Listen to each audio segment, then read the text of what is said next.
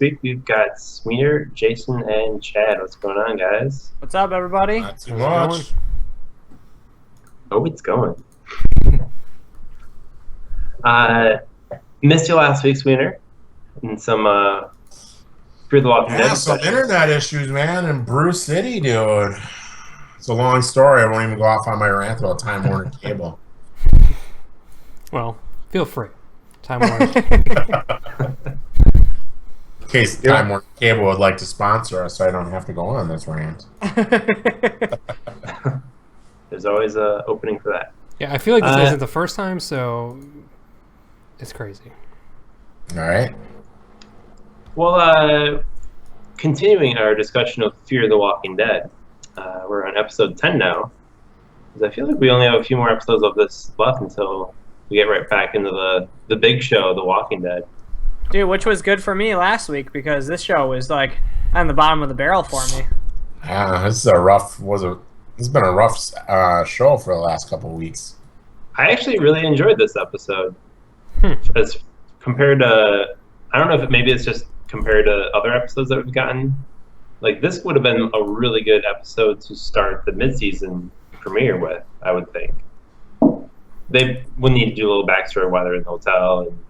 But this is the first time we saw Chris and Travis, so there's a start there. I think you just like Chris and Travis, actually. Yeah. Because this wasn't much better than last week from what I saw of it.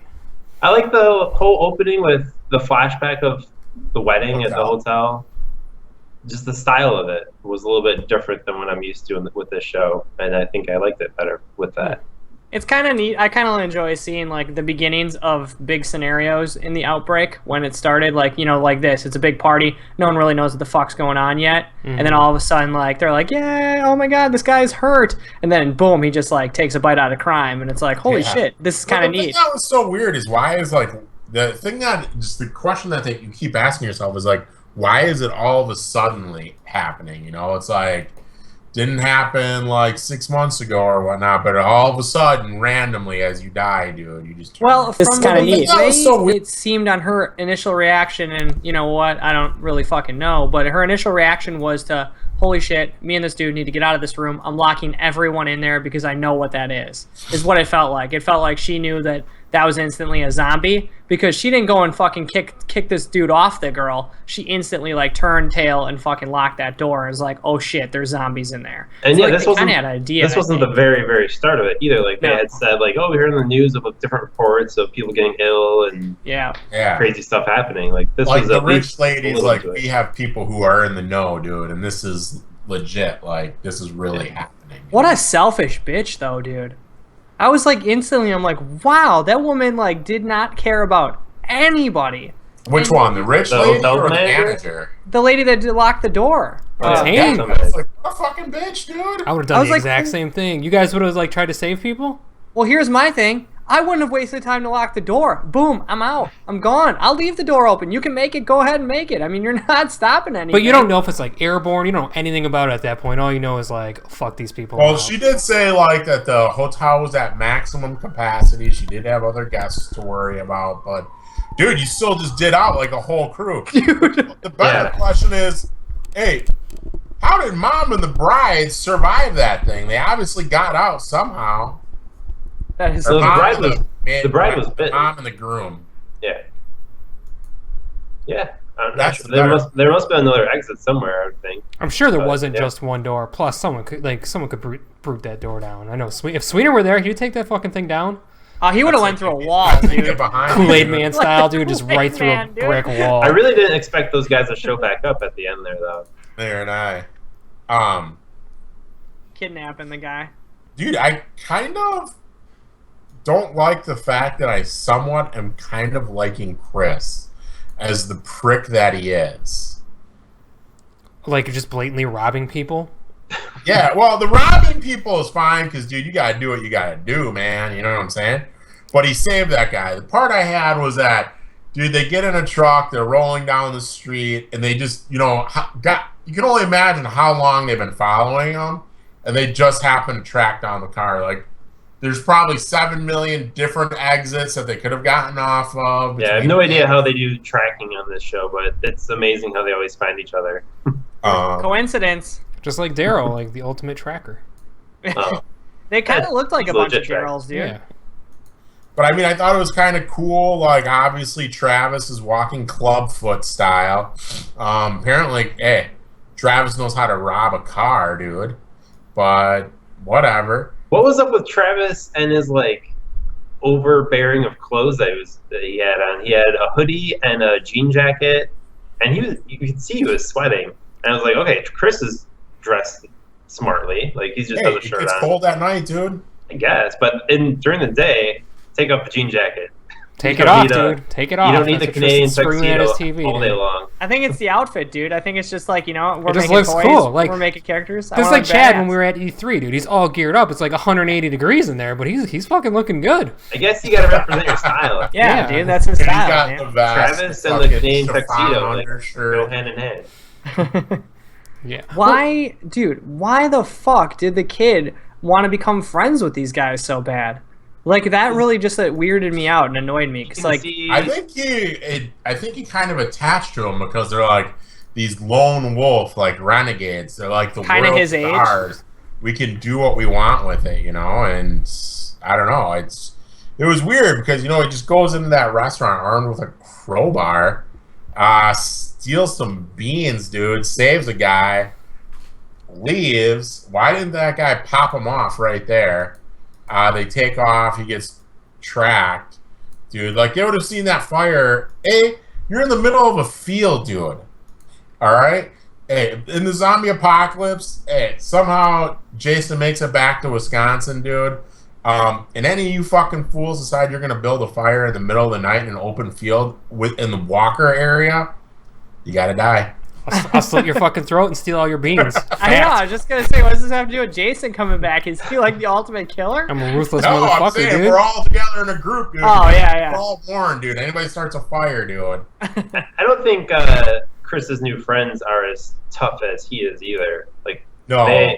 That's why they didn't pull the trigger, I feel like. Well, Chris pulls the trigger, dude, and that guy killed one of their own, man. Right. They still didn't pull the trigger.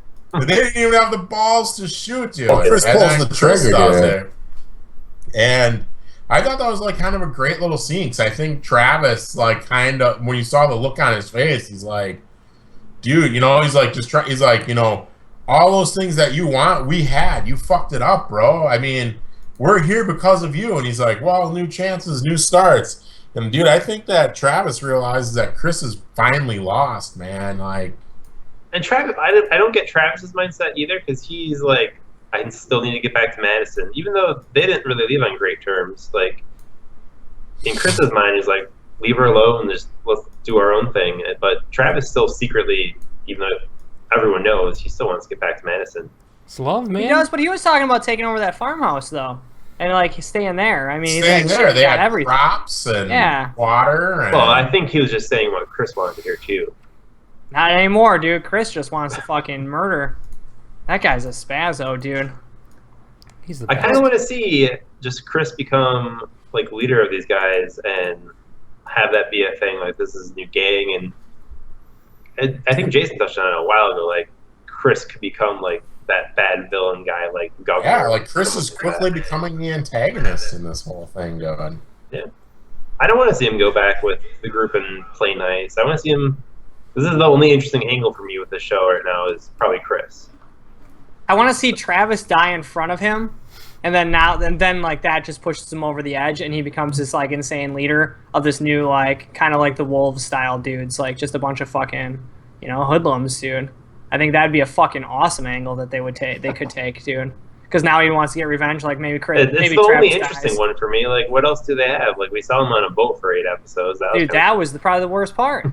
Like, they shouldn't have stuck there. Things are starting to get a little bit better. This episode was a lot better than the most recent episodes, dude. Once it got near, like, the middle to end, it started getting really good. But... Dude, here's just my because the question. tension with those fucking hillbillies and Travis and Chris. And, like, I just thought that the hillbillies were going to do something shady, and they didn't. I'm just waiting for it, dude. I don't necessarily trust I feel like it's coming, dude. Yeah. And maybe that's the wake-up call that Chris will get is when he realizes that these guys aren't so good, and then it pushes Chris back to the good side. I hope they Chris don't kill these guys off quickly. I want these guys to stick around. I think that won't. they probably have plans to fucking take advantage of Travis and Chris. You know, because what was it when they caught him? He's like, "Man, you displayed some major badassery back there." Yeah, you're a cool cat. Hey, after Chris was quick to pull the trigger, dude, which means Chris is now packing heat. I don't think they're gonna be quick to fuck with Chris and Travis. Right? Next episode, dude, is gonna open with fucking Chris giving the gun back to him. They're like, "Oh, here you go, sorry," and then all our hopes and dreams are crushed yet again. For a decent. I know. And then, meanwhile, back in the hotel, we find our Cape Crusader Alicia carving zombie numbers into the door. That was a weird thing going on. I mean, you have a lot of time, right? There's no technology. You got to keep yourself entertained, I guess. And then it's like, who knew that? Who called it? Like, as soon as she was going to go and do it, there was going to be like a noise outside the door. There was going to be a walker right in front of the peephole. Yeah, I mean, shocker. Yeah, I don't know how everyone in the hotel or anyone in the hotel survived, especially after what we saw. Was it 2 episodes ago, where those guys in the Jeep pulled up and were dead after 30 seconds? I mean, those guys were the biggest idiots in the history of the show. Yeah. Yeah. So there's some hope. Here's the other thing. So Alicia's like, I'm fucking making a break for it. I'm going to go left. Well, they're all right. They're going to see me. And then she's blocked off. And the only way to go is through the elevator. And dude, I don't want to be like an unrealist, but that elevator cord is pure braided steel, dude. It would cut her hands right open. Maybe she's worked up her hands, like smashing them against the walls, built some calluses up, knowing this was That's coming. what she was doing in the room, in the hotel room. I was really hoping that when they showed that walker that Alicia thought may have been her mom, Madison, I really thought that was legit. That would have been awesome, dude. Madison needs to die, dude. Someone needs to die. No one's died on this show. It's like getting ridiculous at this point. As the most annoying character on the show, I hope she turns. I hope Strand's the one that spikes her in the head. Because didn't we like the part of The Walking Dead where people were dying and you never knew when you were going to turn in if someone was going to die? That was like part of the charm of that show. I mean, the charm kind of went out this past season with whatever they did with Glenn, but I think they can recover from it though. But yeah, that's they need the to kill charm some of people. The Walking Dead. Like, who's going to survive? Like, you can't just survive all the time. Someone has to bite it. Someone major has to bite it at the end of the season. Dude, and it's like, who shows up again to help out Alicia? That dirty bitch. I think you killed like the her. entire wedding family. She's back. Well, she's gonna die pretty She's quickly, gonna teach sure. Alicia some good tricks. Like Alicia's hey, gonna be a weapon. she had quite a stash of Pringles and stuff in her room. I was pretty impressed by that. Well, I think she's hoarding it from the other party guests who are running amok around there. Who what is this? Like a game of cat and mouse? Like the party guests are hiding in one part of the hotel, and then she's in the other part, and it's like. Well, there's not many people. How many even survived from the wedding? Just the mom, the groom, and. Yeah, but I mean, it's probably been 3 months or 2 months since the wedding. How why long are have you they still been? there? Yeah, why aren't you working together or trying to? Yeah, it's why are you trying to get the master keys to the hotel? Why aren't you putting distance between you and the hotel? Yeah, I'm just so confused at where they were hiding in the hotel that they And where the manager was. Yeah, it's just how did they not run into each other earlier? And she seemed to know that those clever, people had her. What was her name? Elena. She was flooding the floors between her and the guests, so they couldn't get to her with the walkers on the floor below her and the floor above her. So I thought that was pretty ingenious. I guess I didn't give her too much credit. And then they had to, of course, then her and Alicia has to find Mom. My mom's not dead. I know it. I can feel it. We need to herd the walkers. Ophelia's still around too, because that kind of got lost on me. Which, if she was there, I couldn't totally make it out of which one she was, and because she kind of looked like that hotel manager lady. They kind of look similar. Hey now. Just as facial features. Do they though? But was Ophelia still around? I kind of lost that part of the episode. I don't know. Did they show her? I don't feel like they showed her, right? I don't know. I'm not seeing her skimming through this video. So I have no idea what happened to her. But they kind of forgot to talk about her. And then I think, judging from the previews for next week, I think they're kind of doing like a flashback of how Madison and Strand survived their hotel onslaught of walkers. It's like they just randomly... I don't totally want to see that or need to see Madison and Strand just randomly happen to be in the one bathroom that Alicia, Elena, and her son are running towards. It's like... Not to mention it was down a secret hatch. Yeah. That was in this secret hatch was populated by hundreds of zombies who found their way through the secret hatch, which made me laugh. But all this hotel stuff you could easily glaze over, but clearly the good part of this episode had to be Chris and Travis, which really isn't saying a lot, but it had to be the best part of this episode. Yeah. I'd imagine. I mean, why would you let that kid learn to drive at night? That was another Makes weird zero thing. sense to me. They do so many dumb things in this that I'm like, Time these writers to learn how to drive right at night when you can run into animals. The streets are clear, dude. Anything. Animals, yeah. Streets are clear. It's fucking the craziest thing I've ever heard, clear. dude. They're not clear during the day. Oh, it's so stupid. I feel like there should be more people right at this point. It's still early. I feel like we don't see a lot of humans like walking around. You don't see a lot of humans, nor do you see a lot of zombie hordes. There should be one or the other at this point. Yeah, like, they should have been able to get out of the city. Yeah. There should be, he's driving down the road. There should be other people driving down the road trying to survive. Yes. Like I would like to see I thought we would see a heavier population. Did they say what city that hotel is located in? I think they're in New Mexico. No. Mexico. Well, Tijuana was where Nick was going, right? And that's a huge city. But they didn't say where this was. I mean, it's 150 miles away. That's not very far. And if it looked like a pretty big hotel, so it must have been like some kind of populated part of like a resort town or something. So maybe there had to be a lot of people there. Yeah. And there had to be a lot of people fleeing from the capital cities in the chaos. Like, there's like a lot of weird things happening. This location sucks, dude. That's their biggest fucking. It always makes the show always makes me think that we have millions and millions and millions of people in areas, but for some reason only like out of a million, like 30 survived.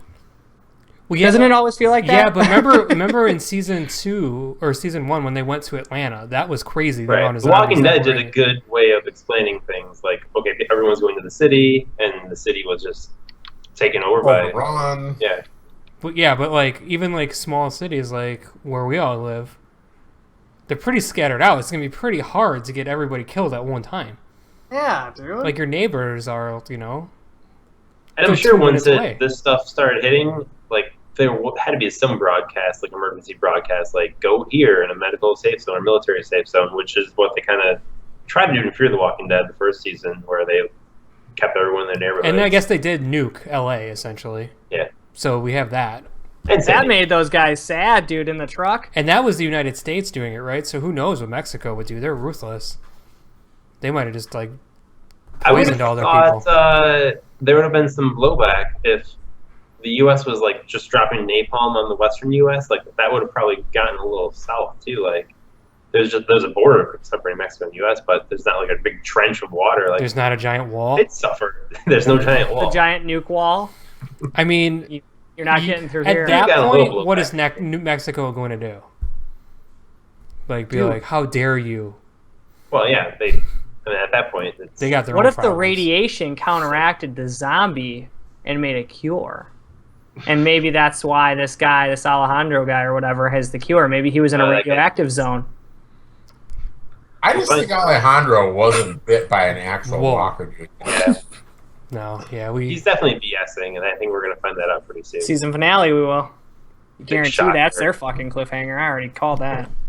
All right. Well, score in this episode, do not disturb. What do you guys got? I can jump in here, and I will. My notorious low scores for this show, I'm gonna give it a 3. I was gonna go a 4, but I'm gonna lean on a 3. I'm gonna say it was a good episode.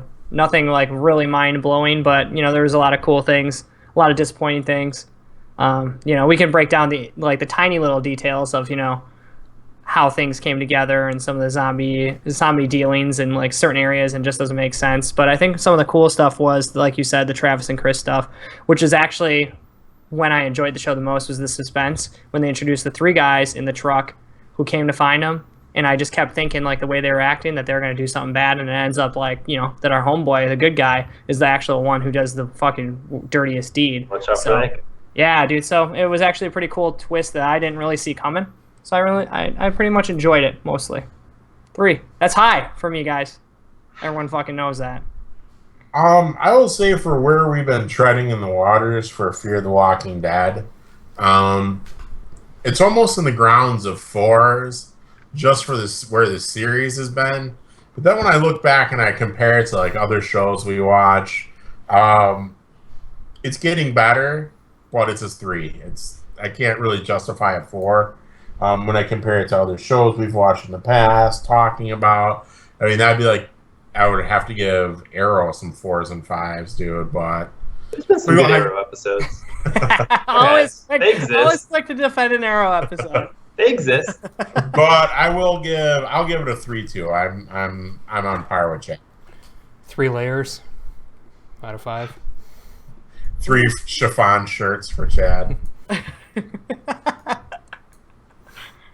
All right, Tristan, dude. I am actually at a 4 for this episode, and that I mostly defend that score because it really was the most engaging episode that I've seen, and there's something about this episode I enjoyed more than others, and I just feel like it was a better done episode as far as style, directing, whatever. The writing is still subpar, but the style, how they introduced the backstory with the wedding, that intrigued me.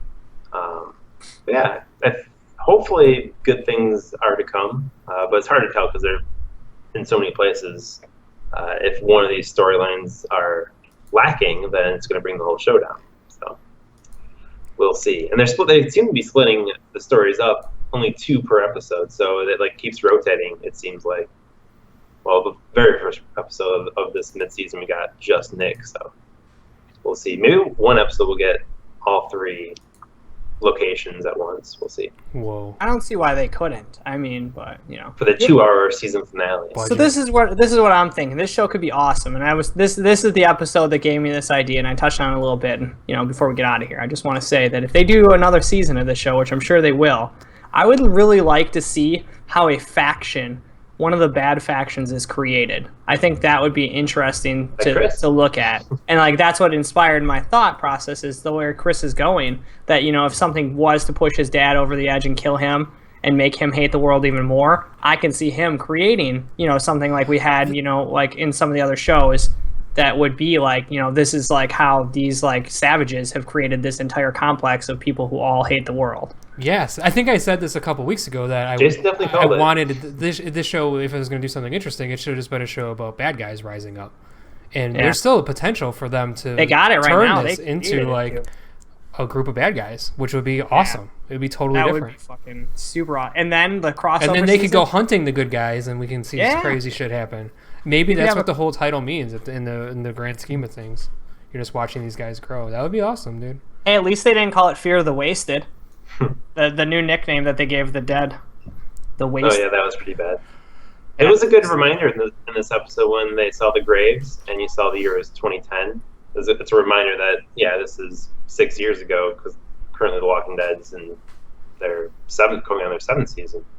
For one split moment, because I'm an idiot, got confused, and I was like, holy shit, he's been burying people for 6 years? I was so confused. Why did they all die 6 years ago? These graves have held up pretty well. That dirt looks pretty fresh. All right, well, 2 weeks ago, when I was out, you guys talked a little Lost Boys, and Swenor gave out the assignment for everyone to watch it, because me, Jason, and Chad have never seen Lost Boys.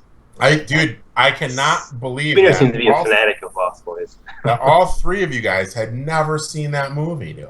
It was too like violent for me when I was a kid. It came out, I think, in like '87, so I was only 7 when that thing was rolling. So I was 2.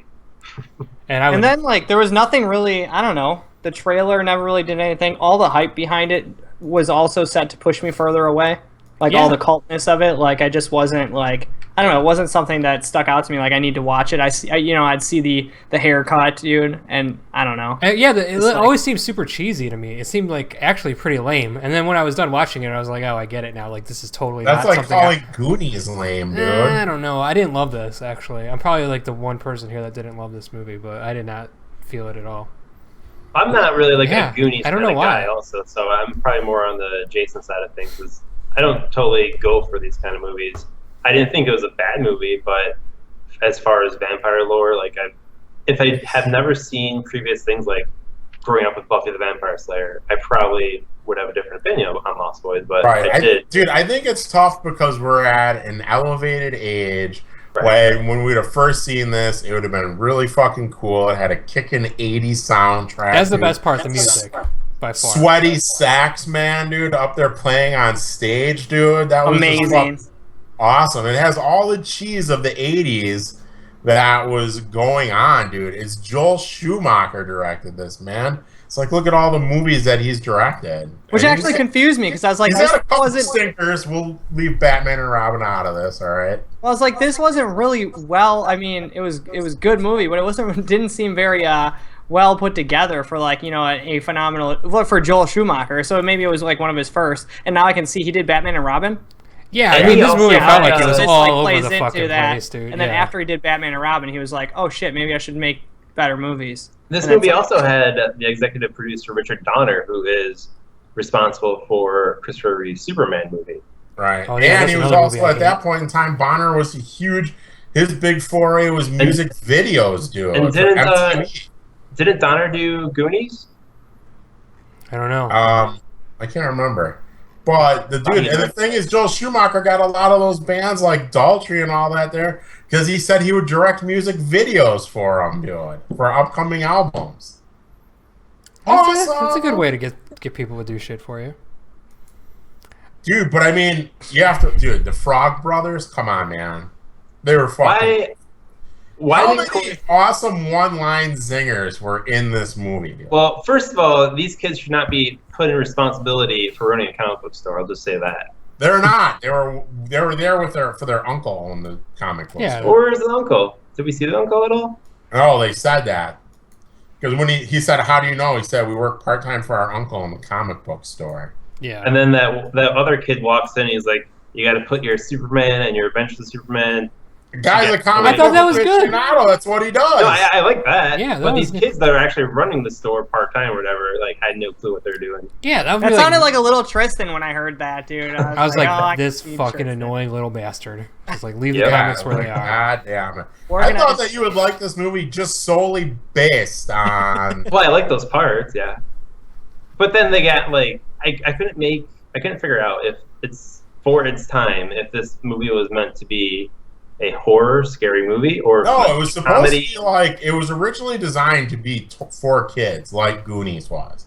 It was supposed to be like an adventure, like Goonies type thing. That's why there's like all the comedy, like when Laddie, the little boy, gets hungry, he's like, it's the attack of Eddie Munster and all that stuff. I feel like that's why I didn't like it, because it didn't go far enough the Goonies way, and it didn't go far enough like the zombie or the vampire horror way. It was just like kind of like wanting to be these two different things, and I was just like, I don't get it.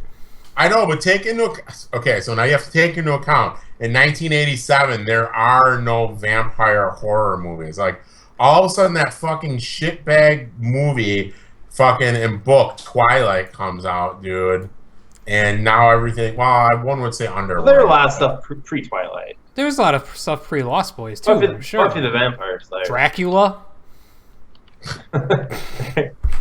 Shall I go on? I feel like Buffy the Vampire Slayer came out in like the 90s. Well, the movie came out in 92, and the TV show came out in the late 90s. But and this was way before that. I am glad that this movie was recommended, though, dude, because I had a good fucking time. That was a good watch, dude. It was fucking. It took me back to the days of just watching those weird fucking movies on VHS, dude. It was just like a surprise to me because it was nothing like I expected. Right. And everything that I would have wanted out of a shitty, cheesy 80s Dude, movie. tell me when fucking Grandpa comes in, rolling in, dude, saving the fucking day. You weren't like... That was a little bizarre. That was weird. I was very confused by that. And then he just goes to the fridge and the movie ends. And I was like, wait, what? He ran through his own house. Yeah. Did he have like camera set up that he knew what was going down or what? Dude, he knew that there was vampires in Santa Clara the whole time. Yeah. But at his house? I don't know. He just let those kids almost die. He was kind of right. It's like a very abrupt ending. It they didn't know how to end it. It was an abrupt ending. Hey, old fart drinks his he's got his double stuffed Oreos, dude, and his Dr. Pepper. Hey, when he kept putting all of those animal the taxidermy in the room, dude, I thought that was hilarious. No, yeah, there was tons of good shit. He's waking up and he's like, ah! Why did Corey Feldman talk like the way he did? What's that? Corey Feldman. Why did he talk the way he did? I don't know. That's how he did it. That was his gimmick, dude. Maybe he did that in all his movies. Swenor, have you seen the 2 movies after this that had? I haven't. I'm curious how bad. I do know that the first one that they did, I can't remember what the name of it, was the biggest movie Warner Brothers had straight to DVD up until that point. Wait, the remake of Lost Boys? The Lost Boys 2, The Tribe. They did 2 movies that went straight to DVD, and the second one, it was at The Lost Tribe, was in 2008. And I know that in 2008 is Warner Brothers' biggest direct-to-TV or direct-to-DVD movie up until that point in time. I like to think that it's not fair because they're just going off of cult following and right. And it's like, because you're obviously Corey Haim, you're not going to get him. They weren't going to cast him. He's a fucking train wreck. You got Corey Feldman though. Yeah, but the whole thing is that Kiefer Sutherland's like second brother. Yeah, and back then in the 80s, it was the 2 Coreys, dude. You had that, License to Drive, all that. Wait, is that Kiefer's brother in there, Angus? Yeah, it's Mr. like his Beef? half brother. Actually, the Wikipedia says this movie, the second movie, was giving a 0% Rotten Tomatoes rating based on 7 reviews. Classic. In the right way. Like, I want to see that movie now. I need to know where the story goes. See how bad it is. Yeah. But what I will say is that what this did is it made me really excited for what they might do with the series for the TV show. TV series, yeah. And that's going to be an entire reboot. So anything in the past is out the window. They're Rob Thomas. I think you got to keep it like kind of edgy, like how this was. Dude, you cannot make it anything like fucking Twilight, lame-o, fucking glistening vampires. No character development. Let's just like. Do you think they go towards like the Stranger Things side of things? Well, I don't know. I think you need to keep it totally 80s. I think you need to keep the lore of that 80s cheesiness. By that, you need to keep glistening sax man going. Oh shit! Did they start casting yet? I got all my lube, dude. Did you get a sax? No, I kind of need a sax. Yeah, it's failed. I got a flute instead, dude. I'm gonna be sexy flute man. Ooh. Dude, I think you definitely have to have the Frog Brothers in it. Dude, continue to have an awesome soundtrack. And well, originally at one point in time, Schumacher tried to make another spin-off called The Lost Girls. Right. That kind of didn't go anywhere. So maybe you could throw some Lost Girls in there. There's like some things, that you could go in there to kind of explain, like, dude, how was God, why can't I think of his name? Patrick Harris, Michael. Like, how was he living? How are these guys getting money and all that stuff to buy the comics, the leather jacket, and all that stuff? Well, the TV series is going to explore something interesting because the idea of the TV series is an anthology running 7 seasons, and each season is a different decade. Right. And they're going to explore. They're focusing on the Lost Boys of what they're doing in each decade, and that concept is interesting. When are they starting that? What year? The other thing is too is in the series. Yeah. They're starting in 1967. God damn it. Summer of Love. So stupid. The other thing is, Well, 'cause they can't it's go not to going to the make it future, past too. one season because no one gives a shit about that time period. They've already know. fucked up. Like they totally missed it. Who? I want damn. cyber fucking vamps. Dude. I think it's going to run because number 1, it's on the CW, and number 2, Rob Thomas is the one that is doing this series. The Matchbox 20 guy? Rob Thomas, the one who's responsible for iZombie, Veronica Mars, and CW Only is losing. Rob Thomas I know. CW is losing Vampire Diaries, so this could be its vampire replacement because people eat up vampire shows. Dude, I'm calling it. If they stick with the 60s, they're fucked. The worst They'll be moving into episodes the of 80s. that show we watched were set in the 60s, that time travel show. Like, everything's set in this. Agent Carter set in the olden days. Pure garbage, dude. Because they try and blow it out too much, and it's just like, It's damn boring. it. No one gives a shit about cars. I don't want to. Why not? I don't have to watch people wind up cars to drive around town. It's fucking annoying, dude. the other thing will be interesting to find out is like when they finally get to where it is to see what they're going to do with David, because it's like, did David die or did David not die? Because remember he said all vampires, some of them go quietly, some fight, some explode. I don't think they're going to touch on any of those characters in the TV series. I think they're rebooting it fresh. I'm sure they'll have a few nods, but yeah. Right. I mean, the new season, the first season is going to be in 1967, so they can't touch on that. The vampires they The could. first thing that he says to Michael is, you never grow old, you never get sick, you never die. So he could be like Lestat, dude. He could be from like 1792. Yeah, it would be a huge miss if they don't bring these characters, like at least these guys, a name into the show. I would have probably found the movie to be more interesting if they explored that a little more and give them a little backstory of how old they are, where they came from. And Yeah, this movie was just straight up like fluff and comedy, Yeah. and just like it didn't give a shit about like any characters or anything. It's just like kind of like moved through this thing, like you boned that girl, you stabbed that guy, like you robbed the store. I mean, some of the coolest stuff in Buffy the Vampire Slayer for me is knowing like some of these older vampires from like Well, you got to think in Buffy, 1400. though, you got like seasons. This Yeah. is your- Yeah, I know. Dude, I watched. that's why I I turned think this on that- Amazon. It said 1 hour and 36 minutes. I was like, "What the fuck? That's amazing, dude!" How Why- did they make a movie in an hour and a and then I half? finished it, and I was like, "Oh, that's how, dude. It's just like nonstop, like it's just like a car crash." But it was good shit. But like, I think the TV show could actually be pretty good.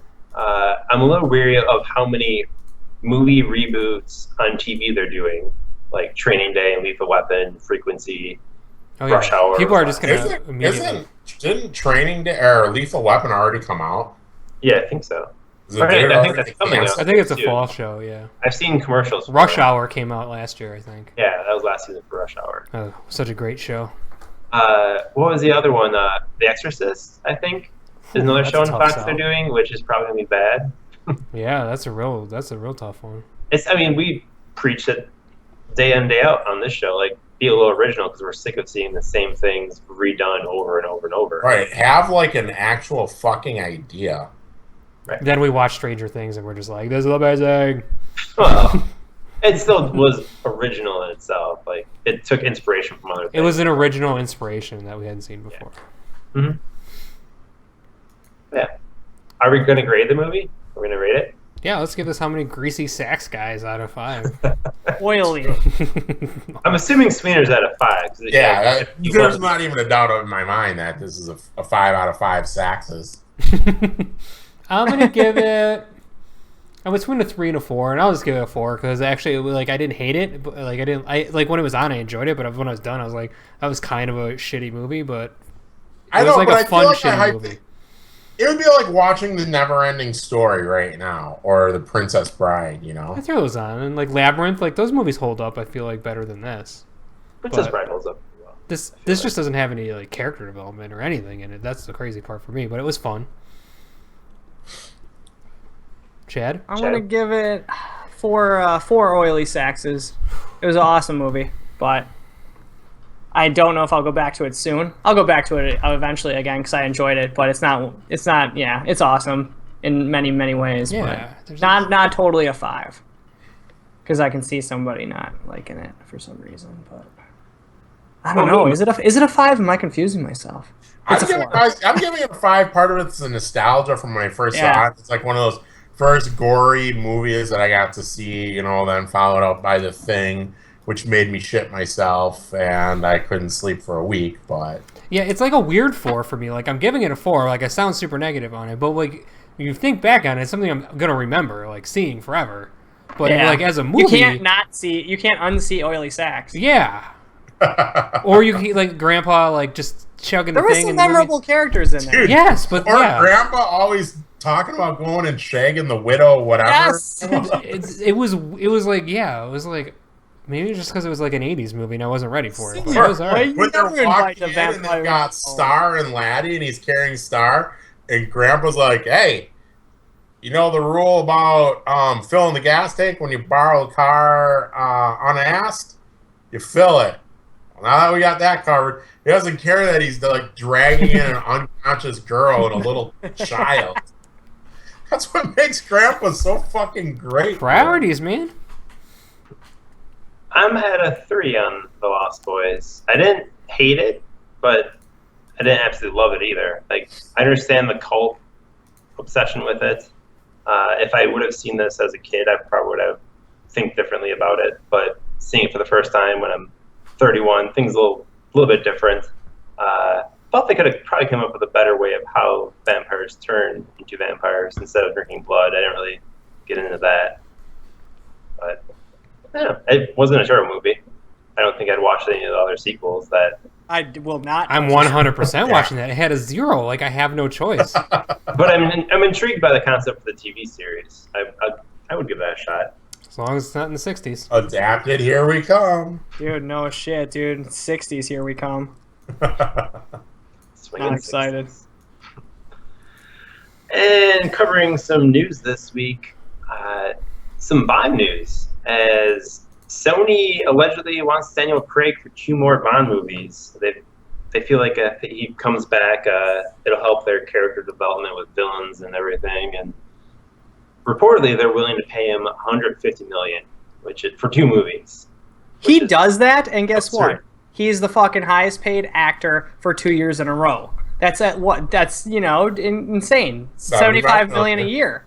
I mean, yeah, like, why wouldn't you do it? 60. And they told him he could film them like basically back to back. So like, what are you losing? You just made $150 million in like less than 5 years. Don't pull out your fucking I want to do artsy card there, fucking Bond boy. Just do 2 Bond movies and call it done. It's like no one cared about you before, and no one's gonna care about you after. And then do whatever fucking movie you want to do from there on out. Forever, dude. You could be like Nicolas Cage, dude. Just do it. I mean, I don't totally believe that it was really $150 million on the table because that just seems absurd.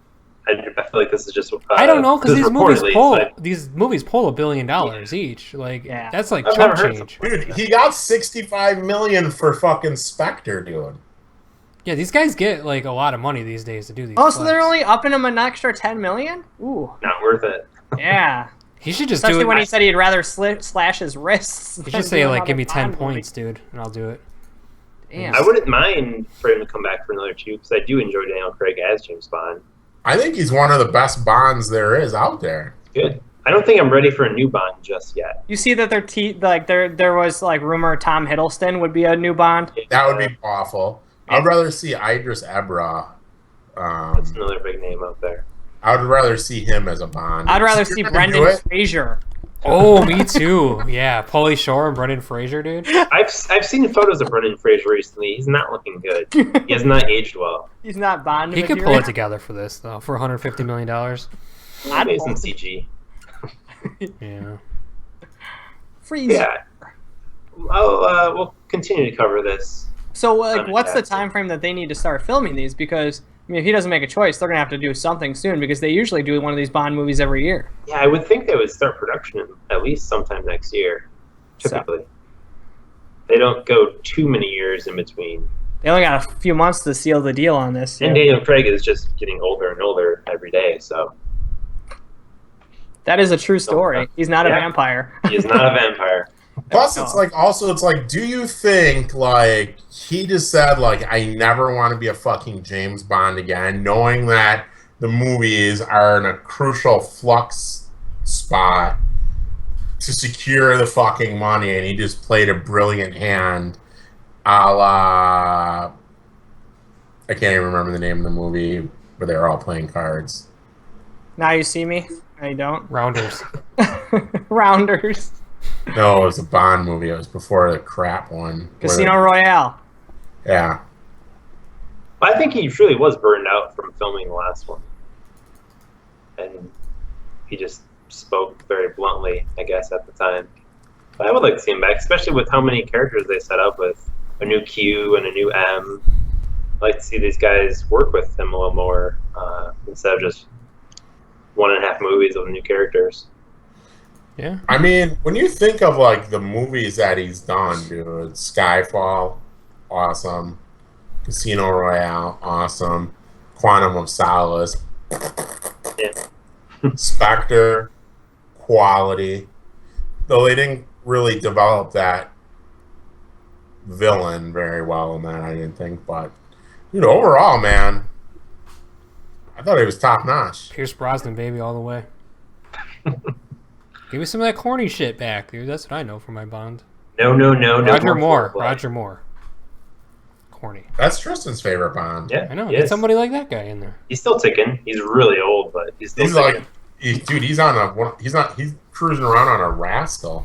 It was when I was in Switzerland in Zermatt at dinner. The waitress said that Roger Moore has visited that city before because we were asking like any celebrities come through because it's a resort town and everything. So that's when I was like, oh, I love Zermatt. It's Roger Moore's my favorite. And supposedly, might I interrupt you? It's Sir Roger Moore. well, yes. Wow. How Apparently this waitress had his phone number too because She I slept don't with know him? how. No. But she like knew his manager came in, or someone that knew him gave her his phone number, but she never called him because, like, what do you do in that situation? Like, hey, I'm a big fan. Hey, I'm the waitress at Denny's, and they gave me your phone number. Want to hang out sometime? Well, yeah. Not that it was at Denny's. Favorite Roger Moore Bond. I love me, of course. Oh, we have all the answers to this and more on our top Yeah, 7 we've done a James top Bond, 7. which you can find on our YouTube channel right now. Yep. Last bit of news: the Booster Gold movie that we've talked about. Apparently, it's not going to be a part of the DC Extended Universe. It's just going to be a separate entity. It's possible at some point they panic at the last second and just throw a bunch of characters like Batman, someone like that in there, like, because believe it or not, they did do that with Suicide Squad. Originally, that movie wasn't meant to be part of the universe, but then during the reshots, they threw Batman in there. They talked about Superman changing everything.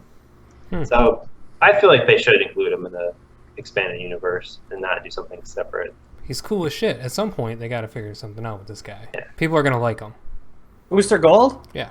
Yeah. Dude, you tell me where the fucking casting call is, and I'm going. You're I gonna feel dye like I your- want to be Booster You're Gold. going to dye your hair. You got the oil, dude. You oil yourself up. I go in there, have dye your oil. hair. Yeah, I go have a blonde. flute. I have a golden Speedo. I mean, I'm halfway there. I say go for it, dude. I say just show up. That's a Booster style. Open casting calls all the way. Yeah. Well, we will find out once they actually choose some casting for Booster Gold and learn a little bit more about production. But interesting that they're saying now that it's not going to be part of the DCEU. All right, that's it for Adapted this week, episode 92. Join us next week for episode 93 as we continue talking Fear the Walking Dead. And we've got a Han Solo #3 comic to talk about. Peer through a couple pages. Good stuff. Good. Looking good. All right. Don't forget to stay on our live streaming services, Twitch, Facebook, and YouTube, for the Block Party podcast coming up right after this. As we've got some news to talk about the PlayStation press conference today, maybe a little bit of the Apple press conference, since there's Mario involved. There's some Nintendo. I hope that when you guys are talking the PlayStation, you guys are going to talk about the Andromeda gameplay that was on. Oh, dude, we got Yes, Andromeda, some other stuff, dude, and the 4K footage that was shown off, dude. That doesn't run on my computer because I can't download it fast enough. Watch our. I will say the gameplay for Andromeda looked pretty good. We had that leak about right before E3 of that same gameplay, so it wasn't super surprising, but it does look pretty cool. It was fun to watch a 4K stream at 720p, let me tell you that. That really made no fucking sense. Dude, the resolution was top notch. It was beautiful. It was like you were there, like just sitting outside. Yeah, it's great stuff. But they did announce, Tristan, that Luke Cage is going to be in 4K when the Netflix app launches. That's important. Very important. Which I think it's one of the few shows on Netflix that are going to be in 4K, so... Well, that was kind of big news, actually. the 4K thing not come out till November? The 4K thing they said is going to be out by holiday. The system comes out in November. The new 4K Netflix. So we'll have to wait to watch Luke Cage until we can watch in 4K. Obviously. I'm not waiting. I want to I see don't that. even have a 4K TV, so... I want Do to you see have a that face 4K wrinkle. TV, Tristan? I don't know. There's no reason to have one. There's Right, exactly. They literally were like, by the end of the year, 600 hours of 4K TV will be on Netflix. 600 hours isn't shit. It's like hardly anything. And it's like $40 for Quality. Blu-ray. We need a little bit of quality over quantity, though.